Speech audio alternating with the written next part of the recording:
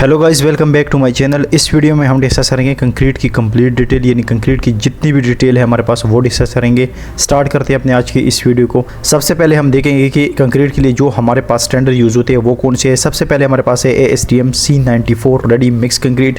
Next हमारे पास है ACI 301। थर्ड हमारे पास है Saudi Aramco engineering standard Q001। Fourth हमारे पास है 09 Saudi Aramco metrology system specification 097 ready mix requirement. ये हमारे पास कंक्रीट की स्टैंडर्ड है जो फॉलो होती है। स्टैंडर्ड के बारे में आपको लाजमी पता होना चाहिए कि कंक्रीट के लिए कौन से स्टैंडर्ड किस लिए यूज़ होते हैं। अब नेक्स्ट हमारे पास है स्ट्रक्चर कंक्रीट जो हमारे पास फॉलो होती है ACI 301। नेक्स्ट हमारे पास है नॉन स्ट्रक्चरल कंक्रीट ACI 301.1। ये हमारे पास structural concrete and non structural concrete हम डिस्कस करेंगे। नेक्स्ट हमारे पास है प्रीकास्ट कंक्रीट, यानी प्रीकास्ट कंक्रीट को भी हम डिस्कस करेंगे। अब हम इनको डिटेल से डिस्कस करेंगे। सबसे पहले हमारे पास है स्ट्रक्चरल कंक्रीट। स्ट्रक्चर कंक्रीट का हमारे पास कंप्रेसिव स्ट्रेंथ 28 MPa होना चाहिए, यानी 4000 PSI।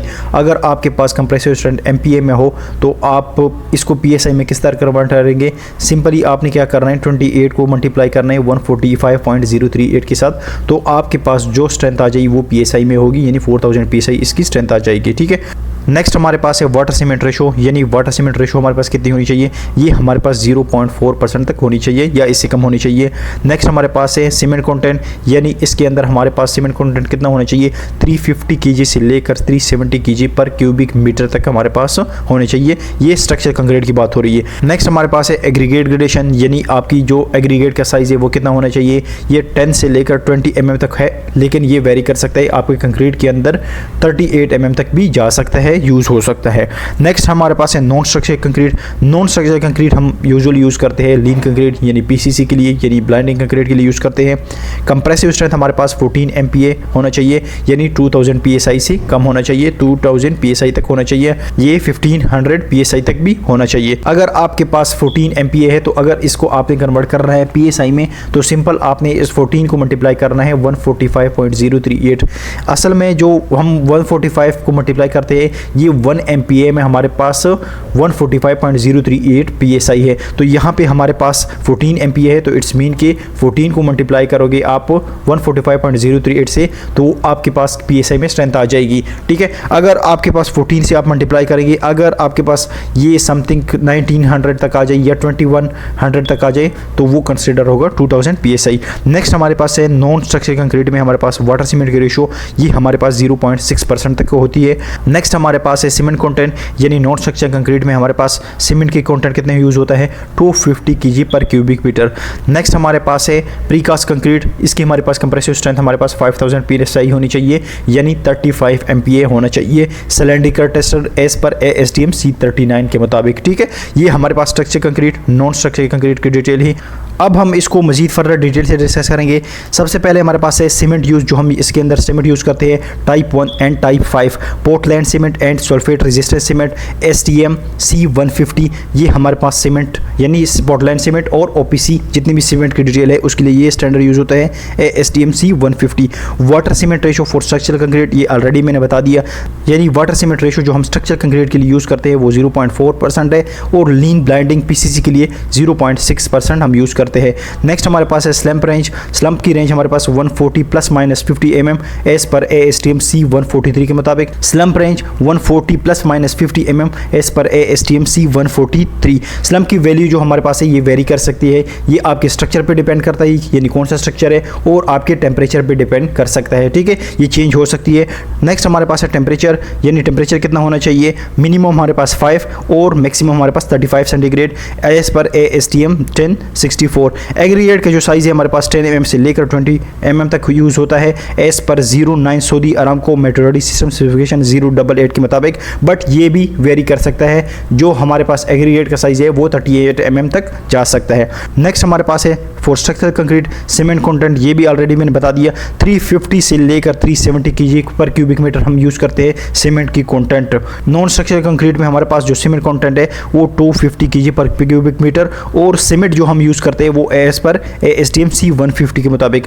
कंक्रीट पोरिंग हाइट हम हमेशा 1 मीटर, कुछ प्रोजेक्ट पे ये हमारे पास 1.5 मीटर तक भी है। है, बट आरामको प्रोजेक्ट पे हमारे पास 1 मीटर अवॉइड ब्लीडिंग, ये हम इसलिए यूज़ करते हैं, कंक्रीट की जो हमारे पास हाइट है वो 1 मीटर से ज़्यादा नहीं होनी चाहिए। ठीक है, नेक्स्ट हमारे पास है डिलीवरी नोट चेक, यानी 90 मिनट के अंदर हमने कंक्रीट को पोरिंग करनी है, और रिवोल्यूशन टाइम हमारे पास है 300 RPM, ये PPM मैंने मिस्टेक ले लिया, लेकिन ये RPM है, रिवोल्यूशन पर मिनट है।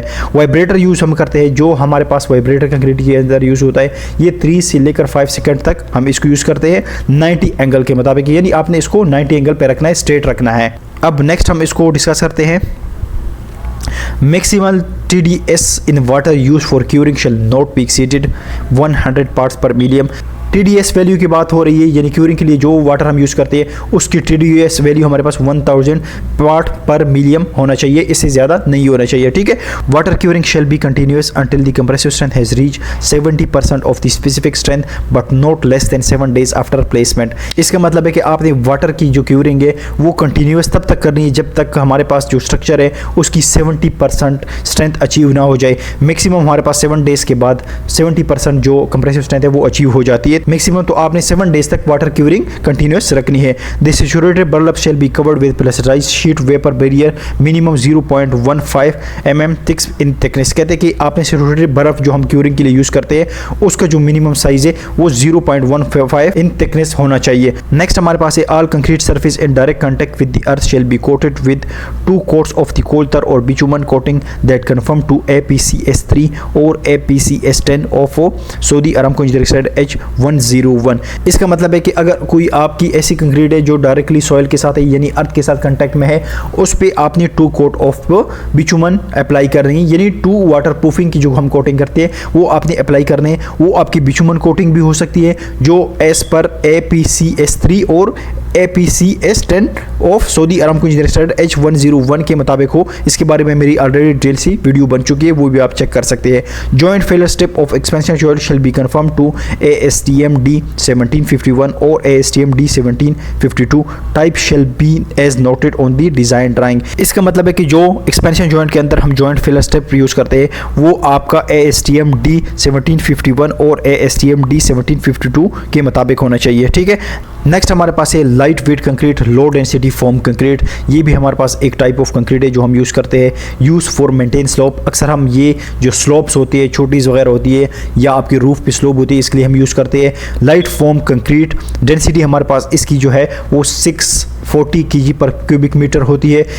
इसकी जो हमारे पास कंप्रेसिव स्ट्रेंथ होती है, यानी लाइट वेट कंक्रीट की जो हमारे पास स्ट्रेंथ है वो 9.7 से लेकर 13.1 MPa, यानी 1400 से लेकर 1900 PSI तक होना चाहिए।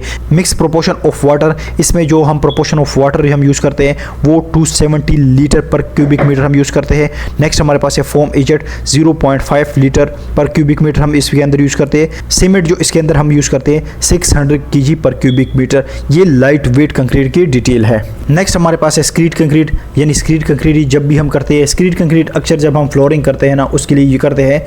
अब इसके लिए जो हमारे पास एग्रीगेट साइज़ है वो हमारे पास 3/8 या 3/16 होना चाहिए, जिसका मैक्सिमम हमारे पास 16 mm से लेकर 20 mm या 10 mm तक होना चाहिए।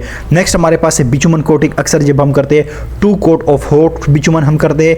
ये इसकी जो हमारे पास थिकनेस है 730 से लेकर 750 माइक्रोन थिकनेस इसकी होनी चाहिए। नेक्स्ट हम जब भी कंक्रीटिंग करते हैं एक चंद पॉइंट हमारे पास लाजमी हमें पता होना चाहिए, यानी आपने PID को इन्फॉर्म किया, यानी PID कौन है? PID आपका इंस्पेक्टर है, कंसल्टेंट का इंस्पेक्टर है। आरामको प्रोजेक्ट पे ये PID होता है। ठीक है, आपने इसको इन्फॉर्म करना है कि मैंने यहाँ पे कंक्रीट करनी है। नेक्स्ट हमारे पास है थर्ड पार्टी टेस्टिंग, यानी आपकी जो थर्ड पार्टी टेस्टिंग है जो टीम है वो आपकी अवेलेबल होना चाहिए जब भी आप कंक्रीटिंग करो। If temperature high then use liquid nitrogen. ये हमारे पास कंक्रीट की बात हो रही है, यानी कंक्रीट का अगर टेम्परेचर हमारे पास ज़्यादा हो तो हम लिक्विड नाइट्रोजन यूज़ करते हैं। नेक्स्ट हमारे पास है सिलेंडर कास्टिंग, यानी सिलेंडर हम कितनी कास्ट करते हैं? 8 सिलेंडर हम कास्ट करते हैं जब भी हम कंक्रीटिंग करते हैं, 4 लैब के लिए और 4 साइट के लिए। ठीक है, अब 4 crashing 7 days, 4 crashing 28 days, 2 lab 2 site cylinder. इसका मतलब है कि हम जो सिलेंडर क्रैश करते हैं 4 जो हम क्रैश करते हैं 7 days के बाद और 4 हम क्रैश करते हैं 28 days के बाद, यानी 2 हम लैब के क्रैश करते हैं 7 days के बाद और 2 हम साइट के 7 डेज़ के बाद क्रैश करते हैं। Same as it is 28 days के बाद हमारे पास 2 साइड की क्रैश कर लेते हैं और 2 हम सिलेंडर जो है वो लैब की क्रैश कर लेते हैं, ठीक है। नेक्स्ट हमारे पास है इंटरवल टाइम बिटवीन 2 TM। जब भी हमारे पास जो TM आते हैं साइड पे, उनके बीच में दरमियान में जो बात हो रही है वो 20 मिनट्स का होना चाहिए। और हम कंक्रीटिंग जब भी करते हैं वो 90 मिनट के अंदर हम इसको प्रोर करते हैं। ये एज पर स्टैंडर्ड है, Saudi Aramco engineering standard Q001 के मुताबिक है। नेक्स्ट हमारे पास कुछ टाइप ऑफ कंक्रीट है जो हम करते हैं। Hot weather concrete, mass concrete, self consolidating concrete, environmental engineering concrete structure, ठीक है। अब हम इसको डिस्कस करते हैं। फर्स्ट हमारे पास है hot weather concrete can be defined as job site condition that accelerate the rate of moisture losses और rate of cement hydration of freshly mix concrete including ambient temperature of 29 centigrade और higher and operation rate that exceed 1 kg per metre square hourly, ठीक है। अब hot weather concrete जब हम करते हैं, जब हमारे पास हॉट वेदर हो उसमें हम कंक्रीट करते हैं, सबसे पहले हम ये देखते हैं जो सीमेंट हाइड्रेशन हमारे पास यूज़ होता है यहाँ पे। इसका मतलब है कि the chemical reaction between water and cement. Hydration हम अक्सर देखते हैं हीट ऑफ हाइड्रेशन हो जाता है कंक्रीट के अंदर यानी सीमेंट के अंदर। उसका मतलब है कि the chemical reaction between cement and water, जब भी हमारे पास सीमेंट और वाटर मिल जाते हैं उसके हमारे पास जो केमिकल रिएक्शन होता है उसको हीट ऑफ हाइड्रेशन कहा जाता है, ठीक है। ये बात हो रही हॉट वेदर कंडीशन की, यानी आपकी ऑपरेशन जो रेट है वो आपकी एक्सीडेड नहीं होनी चाहिए 1 kg per metre square hourly, यानी आपके जो हावरली के अंदर है 1 kg पर मीटर स्क्वायर होना चाहिए।